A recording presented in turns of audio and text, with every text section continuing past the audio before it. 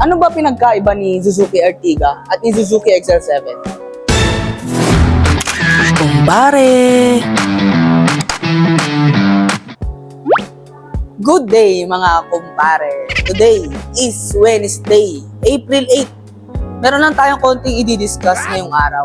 So, marami nagtatanong sa atin kung ano daw ba ang pinagkaiba ni Suzuki Ertiga GLX Hybrid at ni Suzuki XL7 GLX Hybrid. So, sa mga naguguluhan dyan or namimili pa sa first car nila kung XL7 ba or Suzuki Ertiga. So tara, i-explain ko sa inyo. So ayun guys, ayun po pala si Suzuki Ertiga GLX Hybrid natin. Sa mga hindi pa alam kung ano itsura ni Suzuki Ertiga GLX Hybrid, ayan po, at tour ko lang kayo saglit ng mabilisan. Napakagwapo po ng grills niya. Tingnan nyo lang saglit guys, tingnan nyo, napakasobrang tipid niya sa gasolina. 23.54 km per liter lang siya. So, napakaganda talaga ng white. Kahit ako, kung ako papapiliin, white pipiliin ko na. Pwede na! Dahil napakalinis niya tingnan. So, tingnan yung saglit yung loob, guys. Naka-resin na yan, guys.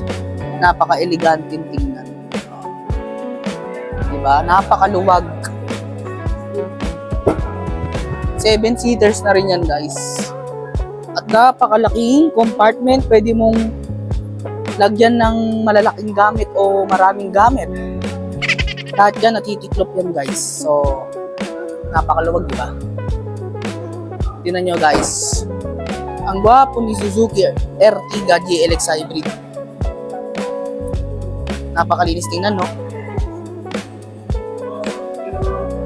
So, ngayon, punta muna tayo kay Suzuki XL7 naman. So, ayun guys, sa mga di nakakaalam, ayan naman ang itsura ni Suzuki XL7 GLX Hybrid. Diba? Napaka-pogi. Ang sporty looks niya tingnan. So, ituturo ko lang kayo saglit. Tingnan nyo kung gaano rin siya kaganda. Naka-resin na rin yung loob guys. Diba? Ang gwapo. At ang luwag. Sobrang lalamig na rin ang aircon yan. 7-seaters na rin guys. Ito pala yung black edition natin guys na 2026 model.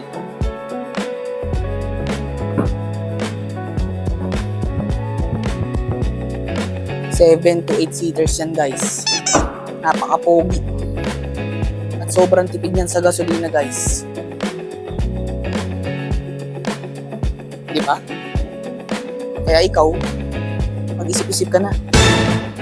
So ayun guys, nakita nyo na silang dalawa parehas, diba? Parehas sulit sa budget. So, ano nga daw ba ang pinagkaiba ni Suzuki Ertiga GLX Hybrid at ni Suzuki XL7 GLX Hybrid? Unang-una, magkaiba sila ng presyo. Si Suzuki Ertiga GLX Hybrid, meron siyang 1,178,000. Si Suzuki XL7 naman, meron siyang unit price na 1,269,000. Pangalawa, mas sporty looks lang tingnan si Suzuki XL7 GLX Hybrid. Nice. Kesa kay Suzuki Ertiga GLX Hybrid. At pangatlo, except sa pogi, si Suzuki Ertiga GLX Hybrid. Oh my God! Wow! At wala nang iba. Same features na sila lahat. Oh, ikaw, naguguluhan ka na rin ba? O alin dun sa dalawa? Kaya i-message mo na ako dito sa aking contact number o dito sa aking Facebook account. At ako na ang bahala sa pangarap mong sasakyan. Tara, release na natin yan.